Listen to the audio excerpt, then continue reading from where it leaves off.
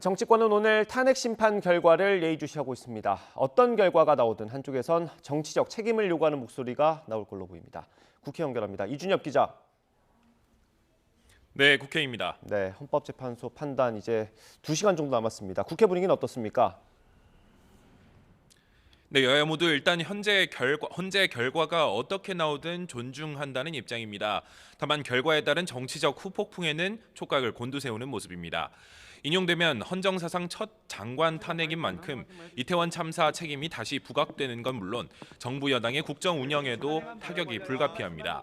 반면 탄핵안이 기각되면 야당의 무리한 탄핵 추진으로 재난관리 주무부처 장관의 업무 공백을 불러왔다는 책임론이 제기될 것으로 보입니다. 주요 현안을 놓고 팽팽한 신경전을 이어가는 여야 모두 헌재 판단을 주목할 수밖에 없는 이유입니다. 선거를 앞두고 여당은 기각이 법치 상식에 맞는다고 생각한다며 탄핵 심판 결과에 따라 민주당은 국민 앞에 용서를 구해야 할 것이라고 주장했습니다. 하지만 민주당은 재판관들의 성향이 기울어졌다며 기각을 염려하면서도 헌법적 관점에서는 인용이 당연하다고 강조했습니다. 탄핵 심판의 결과에 따라서 주무장관의 손발마저 묶어버리고 단 한 점의 보고마저도 하지 못하게 만들어버린 민주당은 그 상황에 대해서 국민 앞에 용서를 구하고 정치적 책임도 져야 할 것이라고 생각합니다. 효율적으로 재난을 예방하지도 못했고 또 재난이 발생한 후에도 신속한 처리가 안 되었고 등등을 비춰보면 이거는 정무직 공직자에게 이러한 참사에 대한 책임을 지우는 것이